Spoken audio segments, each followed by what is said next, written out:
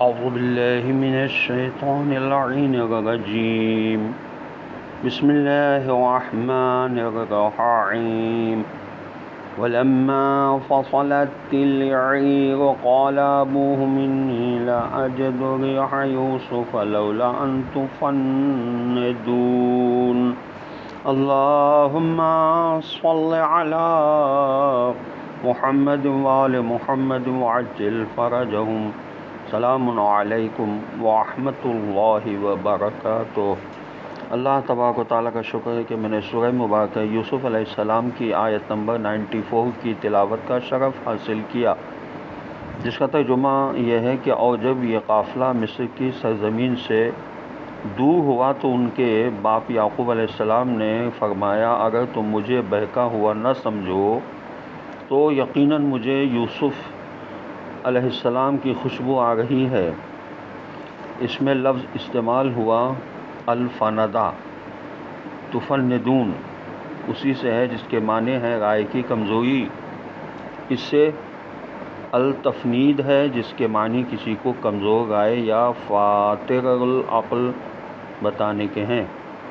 فصلت العیر، اس میں لفظ استعمال ہوا جس کا مطلب ہے قافلہ روانہ ہوا یا مصر کی سرزمین سے دور ہوا۔ دونوں تعبیریں ممکن ہے۔ دوسری تعبیر کے مطابق ممکن ہے اس جملے کا مطلب یہ ہو کہ جب قافلہ مصر کی حدود سے دور ہوا تو یعقوب علیہ السلام نے یوسف علیہ السلام کی خوشبو محسوس کی۔ اس صورت میں ممکن ہے کنعان کی سرزمین میں داخل ہونے پر یہ خوشبو حضرت یعقوب علیہ السلام کے مشام تک پہنچ گئی ہو۔ اگر ہم پہلی تعبیر اختیار کرتے ہیں کہ مصر سے روانہ ہوتے ہی یوسف علیہ السلام کی خوشبو آئی تھی تو بھی یہ بعید از امکان بات نہیں ہے، اور اس بات میں کوئی اشکال پیش نہیں آتا کہ یہ بات بطور معجزہ وقوع پذیر ہو گئی ہو، کیونکہ عام طبیعتی اعتبار سے یوسف علیہ السلام کی خوشبو اتنی دور سے عام بشر کے لیے سونگھنا ممکن نہیں ہے۔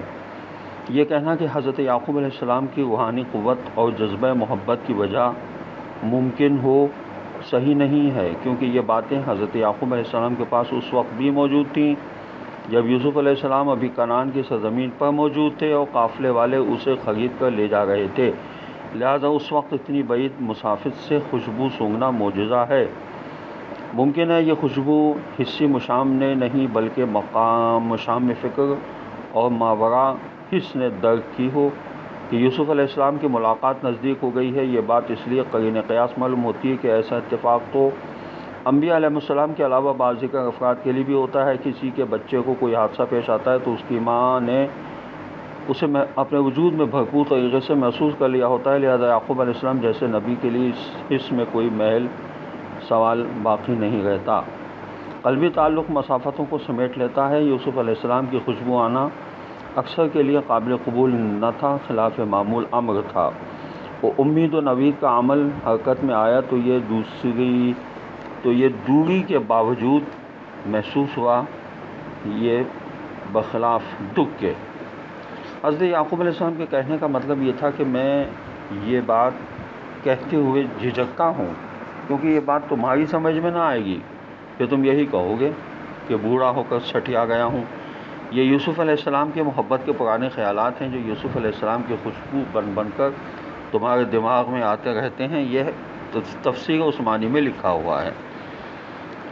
حضرت یعقوب علیہ السلام کے اس جملے سے اندازہ ہوتا ہے کہ انبیاء کرام علیہ السلام اگرچہ بشر ہوتے ہیں مگر ان کی صلاحیتیں غیر معمولی ہوتی ہیں۔ ادھر حضرت یوسف علیہ السلام کی قمیص لے کر قافلہ مصر سے چلا، ادھر سینکڑوں میل دور حضرت یعقوب علیہ السلام حضرت یوسف علیہ السلام کے کرتے کی مہک سونگھ لیتے ہیں، مگر انبیاء کرام علیہ السلام اپنی ان غیر معمولی صلاحیتوں کو صرف اس وقت استعمال فرماتے ہیں جب خدا ایسا چاہتا ہے، کیونکہ اس سے پہلے حضرت یوسف علیہ السلام برسوں مصر میں موجود رہے مگر کبھی حضرت یعقوب علیہ السلام کو ان کی خوشبو نہ معلوم ہوا۔ اللہ کے خاص بندے صرف اللہ کی اجازت ہی سے اپنی غیر معمولی معجزانہ صلاحیتوں کو استعمال کرتے ہیں۔ یہ تفہیم القرآن میں لکھا ہے علامہ مودودی صاحب نے۔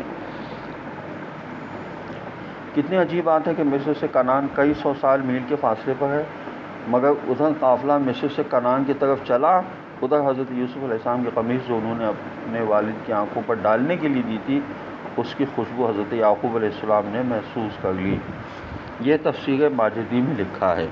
والسلام علیکم ورحمۃ اللہ وبرکاتہ۔